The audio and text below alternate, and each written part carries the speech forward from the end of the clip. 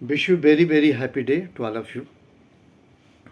आज आपके सम्मुख मेरे दिमाग में कुछ बात चल रही है। सार्वजनिक हितों को लेकर मैं कहना चाह रहा हूँ। मैंने इनकम टैक्स में एक पढ़ा था, स्पेशल असेसमेंट। उस पॉइंट को मैं उठाना चाह रहा हूँ।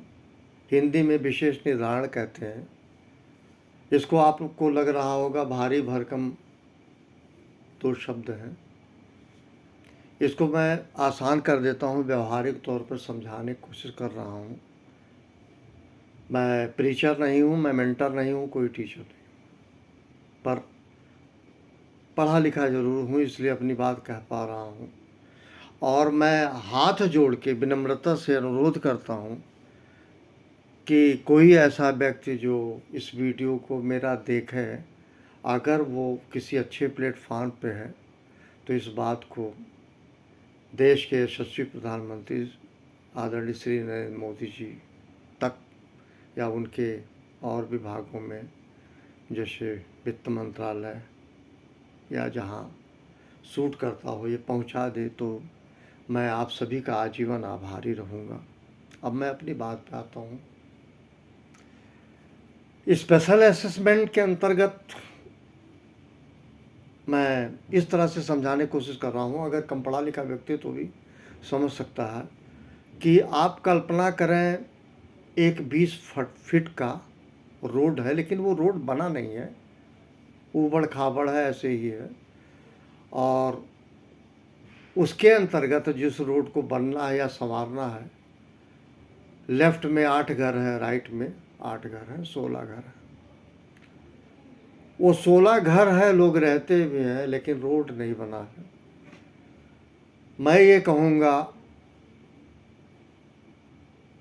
जो भी अथॉरिटी हो, सत्ता हो, लोकल बॉडीज़ हो या जैसे भी, बहुत ज़्यादा इसका मुझे समुचित जानकारी भी नहीं है, जो भी बॉडीज़ बनाती है, मैं कहूँगा प्रदेश की सत्ता, देश की सत्ता, उनके अधीन ये चीज़ें अगर होए और उसका टोटल जो खर्च है पहले वो लोकल बॉडी कर दे, और करने के बाद उसको टोटल खर्चा एक जगह डेबिट कर दे ऑन बिहाफ ऑफ 16 हाउसेज, जो 16 घर के लोग रह रहे हैं, और उन 16 घर से जो भी खर्चा आया है 16 घर में बांट दे।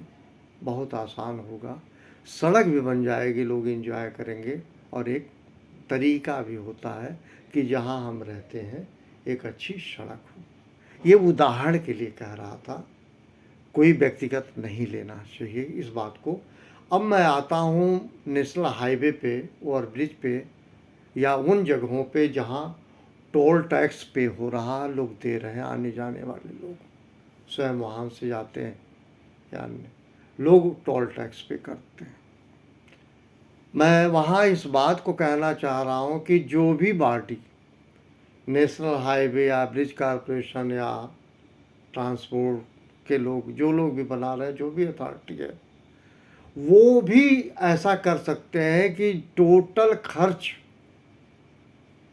बुक्स ऑफ अकाउंट में डेबिट करें, और उसके बाद जितना रेवेन्यू आ रहा है आए टोल टैक्स, वो जोड़ते चले जाएं, और जब डेबिट और क्रेडिट बराबर हो जाए तो वहाँ टोल टैक्स बंद कर दें। चूँकि मध्य प्रदेश, आंध्रा और कई जगह से बात निकल के आई, बॉम्बे की भी, गुड़गांव, दिल्ली की, एक छोटा सा जयपुर से कहीं और जाने की, मैं कह रहा हूँ ये जो वैरायटीज बातों की निकल के आ रही है, इससे ऐसा प्रतीत होता है कि ये टोल टैक्स परपेचुअल हो गया, परपेचुअल, कि ये अनंत काल तक टोल टैक्स देते रहेंगे और टोल टैक्स लिया जाता रहेगा। ये जायज़ नहीं है, ये पूर्णतया अनुचित है। अगर इस तरह से है कि अनंत काल तक लेंगे, तो आप अनंत काल तक खर्च नहीं किए हैं, आप जितना खर्च किए हैं उसी खर्च का वहन जब हो जाता है तो उस जगह पे टोल टैक्स नहीं लेना चाहिए। मैं यूट्यूब के माध्यम से सबसे हाथ जोड़ के मैं प्रार्थना करता हूँ, अगर किसी को मेरी बात ये समझ में आती हो, मैं कुछ सोच समझ के कह रहा हूँ, क्योंकि लोग दुखी मन से कहते हैं कि ऐसे ज़िंदगी भर हम टोल टैक्स देते रहेंगे। उनके क्लियरेंस के लिए तरीका यही होता है, इसमें थोड़ी पारदर्शिता ले आनी चाहिए और शायद टोल टैक्स जहाँ दिया जा रहा है उसको बैलेंस हमेशा मॉनिटर करे। जैसे आप सब कुछ करते हैं, आप पेट्रोल भराते हैं, इतना लीटर पेट्रोल बताए, मीटर बताता है इतना पेट्रोल कम हो गया, ज़्यादा हो गया है, कितना बचा। मैं कह रहा हूँ पैसे के मामले में जो खर्च आपने टोटल किए हैं, वो खर्च जो आपका रियलाइज हो जाए एज टोल टैक्स, तो आपको टोल टैक्स नहीं लेना चाहिए। ये ज़्यादा उचित होगा अपेक्षाकृत। ये कभी भी टोल टैक्स देने वालों को ये पता ही नहीं है कि कब तक हम देते रहेंगे और कब तक ही लेते रहेंगे। इन्हीं शब्दों के साथ मैं आप सभी को प्रणाम करता हूँ, नमन भी करता हूँ। चूँकि मेरे पास कोई प्लेटफार्म नहीं है, मैं यूट्यूब अपने स्वयं की संतुष्टि के लिए बनाता हूँ। ये मेरा कहीं से किसी भी प्रकार का प्रभाव जताने की नीयत भी नहीं है, लेकिन मैं सबसे कहूँगा, दुनिया में वीरों की कमी नहीं है, योद्धाओं की कमी नहीं है, पढ़े लिखे लोगों की कमी नहीं है और विद्वान बुद्धिजीवी की कमी नहीं है। मैं कहूँगा, अगर कोई ये मेरा यूट्यूब देखता है, अगर मेरी बात को पहुँचा दे सही स्थान पे, मैं देश को कहूँ, प्रदेश को कहूँ या किसी व्यक्ति का विशेषण करूँ, वो ठीक नहीं है। उचित स्थान पे, उचित प्लेटफार्म पे अगर पहुँच जाए तो मैं आप सभी का आजीवन आभारी रहूँगा। Thank you very much. आप सभी को मेरा नमन।